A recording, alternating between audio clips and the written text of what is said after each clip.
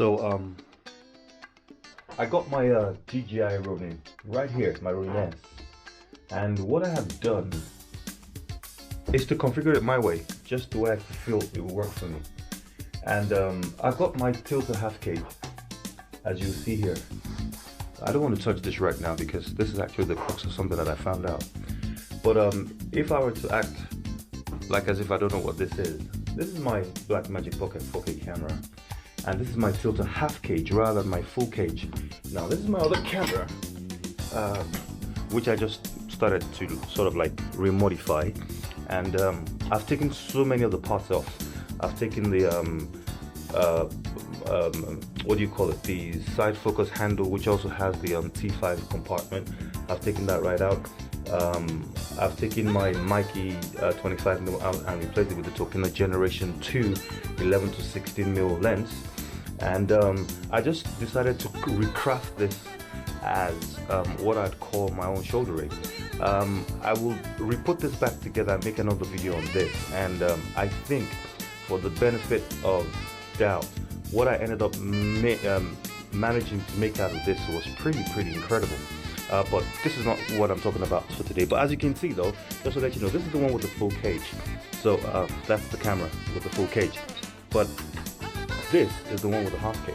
And what I've done is, let's bring it this way so you see what I've actually done with it.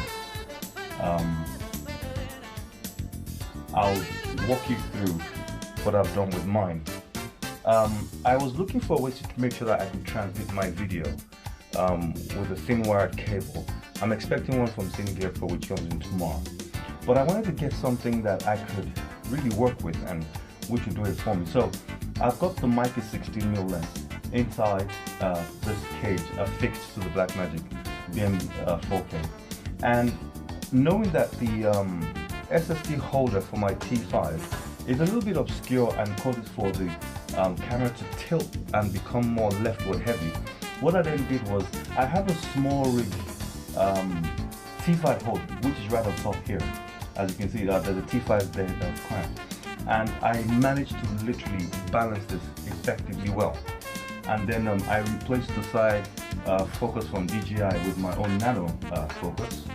I guess a lot of people have done this, or those who use that so know what to do. That's that. And then I've got my Accsoon wireless video feed sender right here. This is it here. As you can see, that's it here.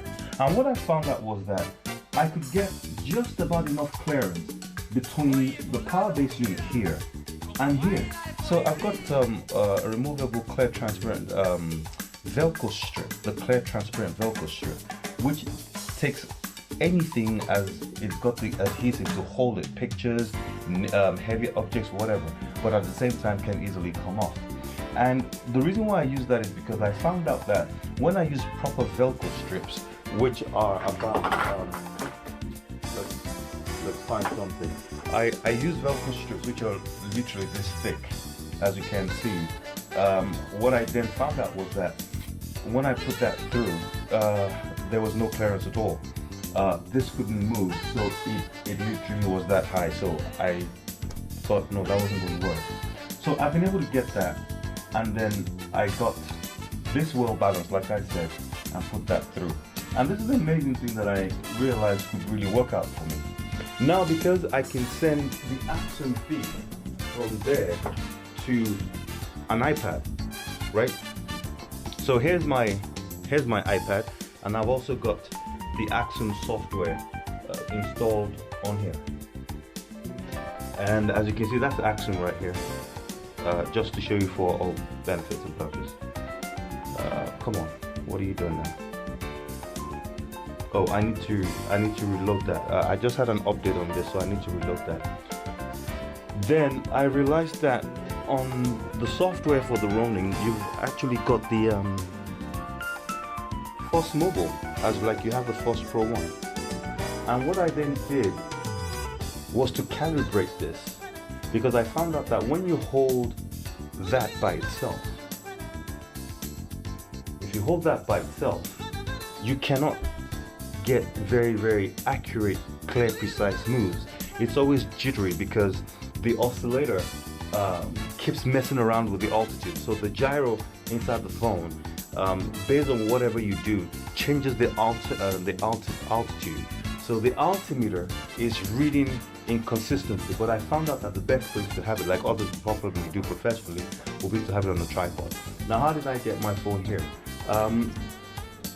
I've just literally taken a Manfrotto plate, and I've taken my DJI clamp, which I used to have with my Osmo, or any other thing that I use that has the Osmo, and simply screw that inside there, put it on this plate, and then put the plate right there.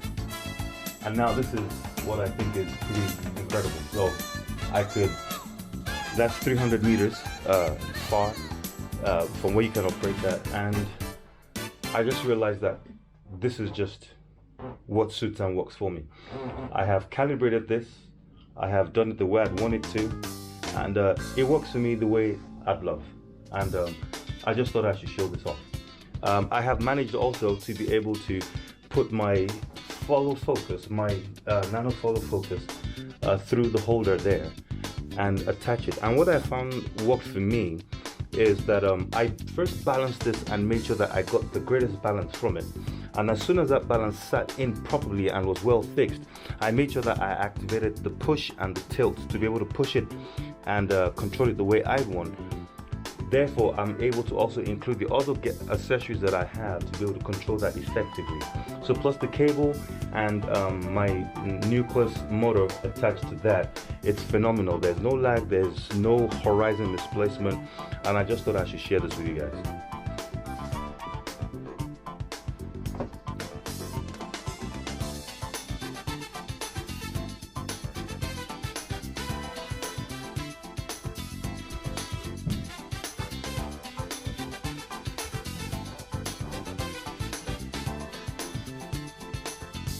Thank you for watching it.